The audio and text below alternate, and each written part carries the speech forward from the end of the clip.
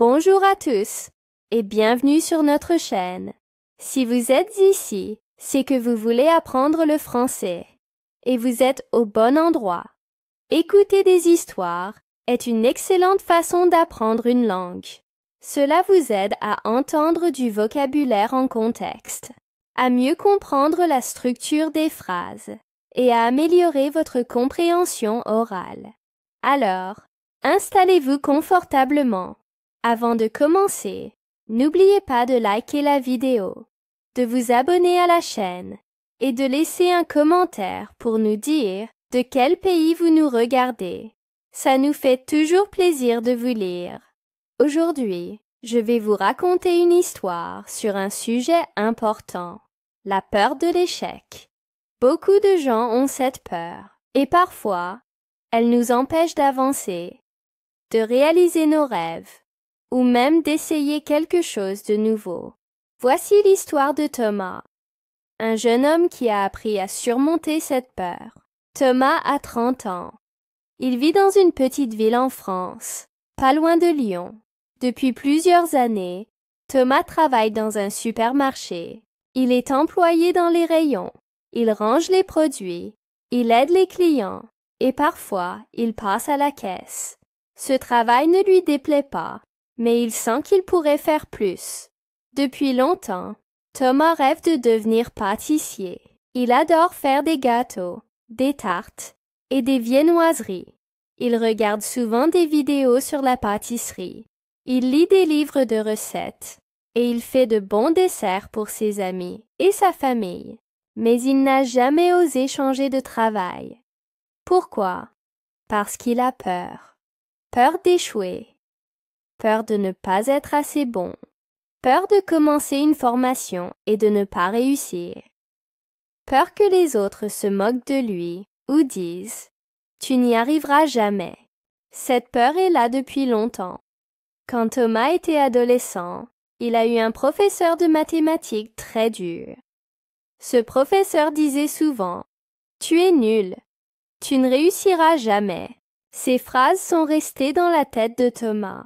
Elles ont fait naître en lui un doute, une voix intérieure qui répète sans arrêt « Ah, tu vas échouer? Ne prends pas de risques. Reste où tu es. » Mais un jour, quelque chose a changé. Un samedi matin, Thomas est allé au marché. Il a acheté des fruits pour faire une tarte.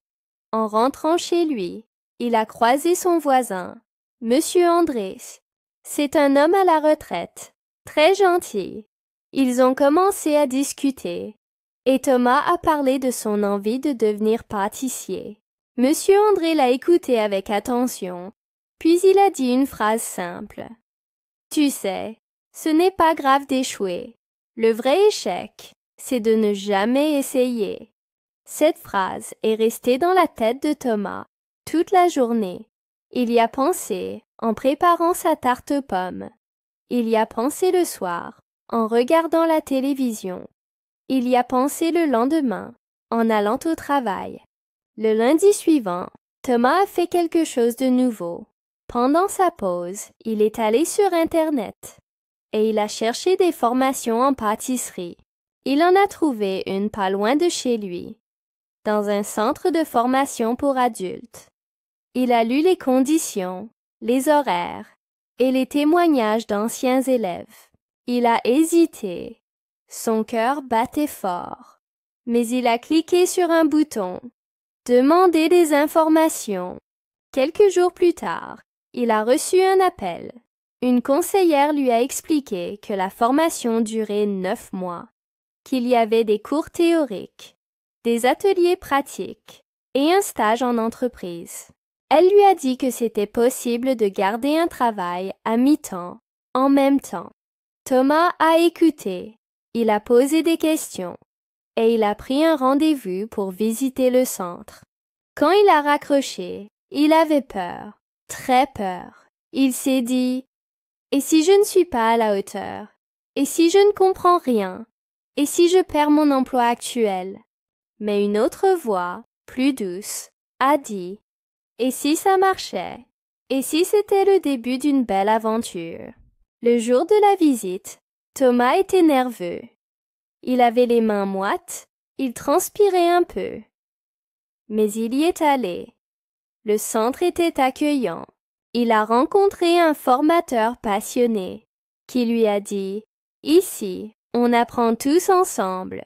On fait des erreurs, bien sûr, mais c'est comme ça qu'on progresse. » Thomas est rentré chez lui avec des doutes, mais aussi de l'espoir. Le soir même, il a parlé à sa sœur. Elle l'a soutenu. Elle lui a dit « Tu as un vrai talent. Tu ne dois pas le cacher. Tu dois le partager. » Ces mots l'ont touché. Alors, il a pris une décision. Il a rempli le dossier d'inscription. Il a demandé un aménagement de ses horaires au supermarché. Son responsable a hésité, mais il a accepté. Pendant 9 mois, Thomas a travaillé le matin au supermarché et l'après-midi, il allait au centre de formation. Ce n'était pas facile. Il était fatigué. Parfois, il doutait encore. Il faisait des erreurs. Un jour, il a raté complètement un flan pâtissier. Il était brûlé et le goût n'était pas bon. Thomas était découragé. Il a pensé abandonner. Mais le formateur lui a dit « C'est normal. L'échec fait partie de l'apprentissage. Ce qui compte, c'est de ne pas abandonner. » Peu à peu, Thomas a pris confiance. Il a appris à faire des croissants, des éclairs, des entremets. Il a découvert qu'il était patient, créatif et organisé. Il a reçu des compliments. Ses camarades de formation l'encourageaient. Et surtout, il se sentait vivant. Au bout de 9 mois, il a terminé sa formation. Il a fait son stage dans une petite boulangerie de quartier. Le patron, impressionné par son sérieux, lui a proposé un contrat.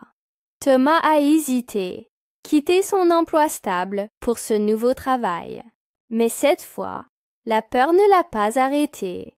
Il a dit oui. Aujourd'hui, Thomas est pâtissier. Il se lève tôt. Il travaille beaucoup, mais il est heureux. Il fait ce qu'il aime. Et parfois, quand un client lui dit « Vos gâteaux sont délicieux », il pense à cette phrase que lui avait dite Monsieur André. Le vrai échec, c'est de ne jamais essayer. Voilà, c'était l'histoire de Thomas. Une histoire simple, mais vraie. Une histoire qui montre que la peur de l'échec existe chez tout le monde, mais qu'on peut apprendre à vivre avec, à l'écouter, sans la laisser nous arrêter. Si vous avez un rêve, si vous avez envie de changer quelque chose dans votre vie, souvenez-vous de cela. Vous n'avez pas besoin d'être parfait. Vous avez juste besoin de commencer. Merci d'avoir écouté cette histoire. J'espère qu'elle vous a plu et qu'elle vous a aidé à apprendre un peu de français. Si c'est le cas, pensez à liker la vidéo, à vous abonner et à écrire un petit commentaire. Dites-nous ce que vous avez aimé dans l'histoire et depuis quel pays vous nous suivez. À très bientôt pour une nouvelle histoire en français facile. Et surtout, n'ayez pas peur d'essayer.